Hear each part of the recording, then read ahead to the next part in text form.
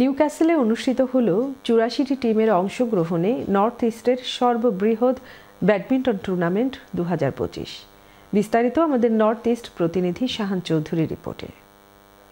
Sports for all এর আয়োজনে আয়োজিত এই টুর্নামেন্টে London, Sheffield, Manchester, Liverpool, Sunderland, Leeds ও অন্যান্য শহরের ৮৪টি টিম অংশগ্রহণ করে। ৪ গ্রুপের এই খেলায় ডি গ্রুপে উইনার হ্যালিফ্যাক্সের রাক্সন ও অকফিল্ডের পারভিন, সি গ্রুপে স্টকটনের ইরশাদ ও নিউক্যাসলের চিনু, লোয়ার ডি গ্রুপের চ্যাম্পিয়ন সান্ডারল্যান্ডের সিরাজ ও নাইম। খেলা শেষে স্থানীয় একটি রেস্টুরেন্টে সবকটি গ্রুপের উইনার ও রানার্স আপদের পুরস্কার বিতরণ করা হয়।